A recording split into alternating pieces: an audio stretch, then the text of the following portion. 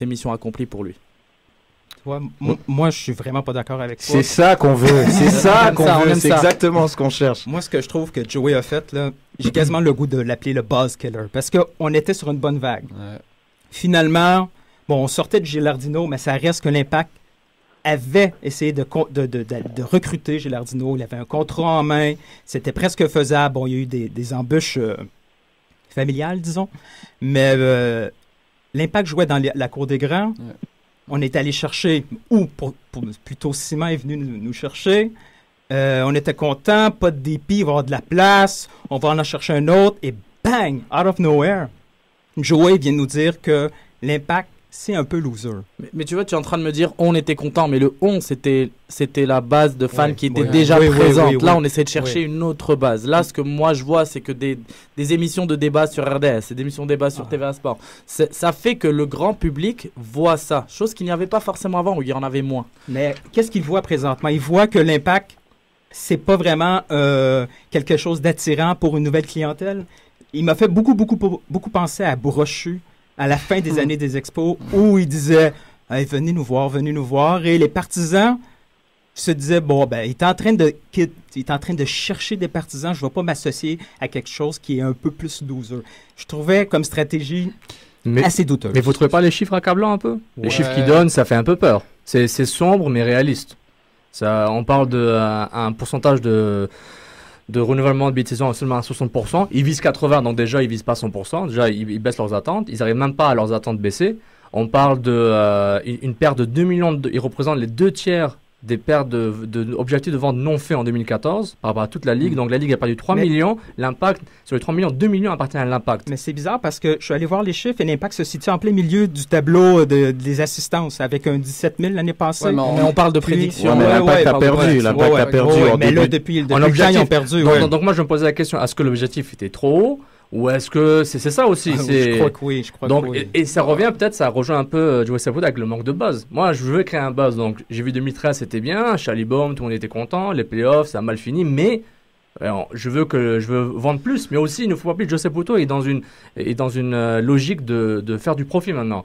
Il a acheté Bologne, c'est un investissement personnel, peut-être même familial plus tard, parce qu'il ouvre un marché en Italie pour la famille peut-être. C'est clair, c'est d'entraînement aussi. Exactement, c'est le centre d'entraînement, il investit, donc là il veut un certain retour sur investissement. Et ces chiffres prouvent que les gars, j'ai investi, puis il le répète plusieurs fois durant la table ronde où il dit moi, tant qu'à faire, si je veux faire de l'argent, je fais juste des matchs amicaux toute l'année. Ouais. Et je fais pas de matchs MLS ou de CONCACAF. Donc on voit que c'est un discours très très accablant. C'est très drôle parce que Saputo s'en va exactement dans le championnat où il y a un peu plus de difficultés au niveau assistance.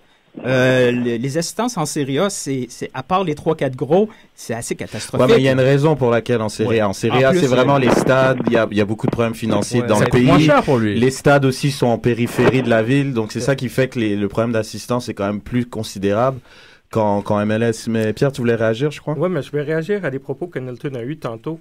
Et un des trucs intéressants que je vois, c'est que Joey achète un club à Bologne. Il se plaint qu'il n'y a pas assez de spectateurs ici. Et là, tout d'un coup, j'ai l'impression qu'on revit le scénario de Jeffrey Loria avec les Expos. Très pessimiste, ça. Fred? Non, c'est intéressant. Mais je sais pas si vous avez remarqué, c'est beaucoup comparé aux autres équipes dans la Ligue. Ils disaient souvent, par rapport aux chiffres des autres équipes, c'est décevant. La première année de l'Impact, là, on était 3e au niveau de la vente de billets. Après ça, on est tombé 11e. Après ça, on est tombé 13e. Je pense que là, il commence à voir le fond du baril. Il commence à voir que l'Impact s'est rendu une risée au niveau de l'assistance. Je pense que c'est vraiment ça, son cri de panique. C'est pour ça qu'il a dit aussi, on va marquer l'histoire à la négative. Là. Je pense que moi, ça m'a pété la balle. Je pense qu'il a juste utilisé ce fameux trend qu'on essaye de pousser sur Twitter. Là, je continue à dire que ça reste un co-marketing. Mais pour que les gens viennent, on s'entend qu'il va falloir offrir un produit sur le terrain. Il faut qu'il y ait un produit sur le terrain pour que l'amateur montréalais aille au stade. Mais les efforts ont été faits. Les efforts ont été faits et justement, maintenant que les efforts ont été faits et que tous les regards sont tournés vers le hockey, je vais me répéter, maintenant, il est en train de tourner un petit peu les caméras vers l'Impact pour que les gens commencent un peu à s'y intéresser, pour que plus de gens voient ce fameux produit qui vient d'être mis en place. Mais il ne faut pas oublier, la façon dont ils communiquent, ils se sont trahis par les supporters. J'ai une mauvaise année, oui certes on a tout le temps un coach différent chaque année, mais j'ai une année qui est vraiment pas bonne et vous me lâchez. C'est ça qu'il dit au fait, vous m'avez lâché. Il est déçu avec la communauté montréalaise en général de soccer, il est déçu avec le consommateur montréalais, et puis moi je trouve que ils sont trahis, puis il est vraiment blessé. C'est comme ça qu'il a voulu communiquer. Est-ce qu'il est comme ça? Je ne sais pas, mais il a voulu communiquer que je me sens trahi. J'aurais bien voulu on lui avait dit le supporter est toujours là dans les pires moments. Là, les pires moments, le supporter semble l'avoir lâché. Julien, attends Pierre, Julien, je vais savoir toi ton avis. Est-ce que tu crois que c'est un coup de marketing ou de la part de Joey? Bon timing, mauvais timing? Non, moi je suis assez d'accord avec Mehdi là-dessus, en tout cas vu d'ici. Je trouve que c'est le moment, il a raison, c'est le moment de faire parler de l'Impact parce qu'il y a quand même quelque chose de grand qui va jouer. C'est quand même un quart de finale de Ligue des Champions. Il y a une équipe qui l'a monté là, en tout cas avec les derniers transferts, on le verra dans la seconde partie, où il annonce que l'Impact va jouer les premiers rôles. Donc oui, c'est maintenant. C'est maintenant qu'il doit faire cette sortie-là. Après, dans sa communication, là où je suis pas trop d'accord avec Sofiane, c'est que ok, le public l'a peut-être lâché sur cette dernière année, mais il l'a quand même plus ou moins cherché. C'est quand même un échec, et c'est quand même son échec aussi ces 3 dernières années. Il leur a donné du caviar tout de suite au public montréalais avec les Nesta, les Divayo, pensant que la mayonnaise allait prendre, ça n'a pas pris. Donc aujourd'hui, il faut aussi dire que les fans sont peut-être un peu déçus. Tu sais, à chaque fois quand tu lances quand tu donnes des belles paroles, mais il n'y a pas d'acte sur le terrain, c'est compliqué. Et je rejoins Mehdi encore une fois, c'est que tant qu'il n'y aura pas d'équipe sur le terrain, il n'y aura pas de public dans les tribunes. Mais moi, je vais revenir sur un des propos que Hugues Léger a eu. Il a dit vraiment qu'il voulait vraiment mettre l'emphase sur justement la campagne marketing, sur une population âgée peut-être dans la vingtaine, qui est à fond dans le foot, qui est à fond derrière son équipe locale, l'équipe de Montréal, et qui est vraiment contre, entre guillemets, les Euro-snobs. Donc tous ceux qu'ils ont voulu attiré dans le jardin de l'Impact. Donc moi, je vous pose la question, est-ce que cette stratégie marketing, elle est bonne, sachant que le fan favorite Divayo qui est parti, qui est justement un Européen, qui a amené quand même des gens au stade, qui a amené beaucoup de plaisir et qui n'a pas été remplacé, qu'est-ce qu'on fait avec ça, Sofiane? Moi, personnellement, je suis pas sûr. Est-ce qu'ils sont capables de segmenter? Là, il parle de segmentation du marché. Il a spécifié 20, 34. Mais personnellement, il faut qu'ils aillent encore plus profondément. C'est trop ambigu. C'est trop ambigu à mon avis. Parce qu'il faut clarifier qu'est-ce que tu cherches, quel genre de portefeuille que tu cherches. Oui, tu as l'âge. Heureusement que c'est des 20 à 34. Ça dépense.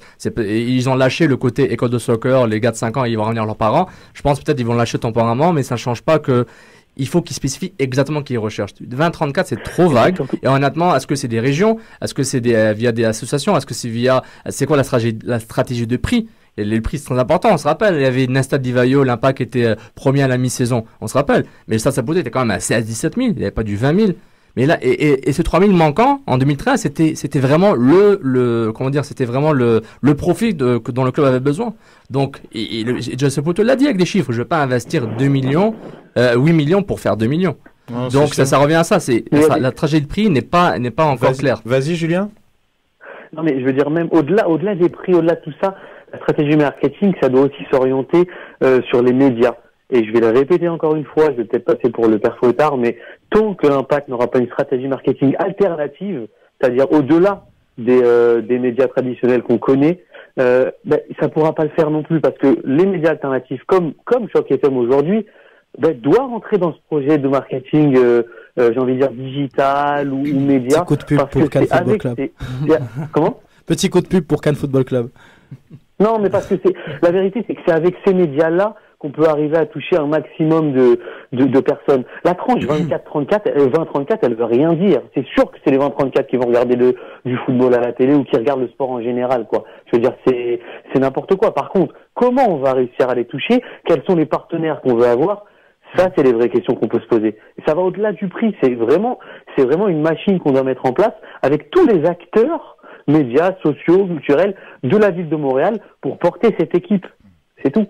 Nilton? Moi, j'avais peut-être un point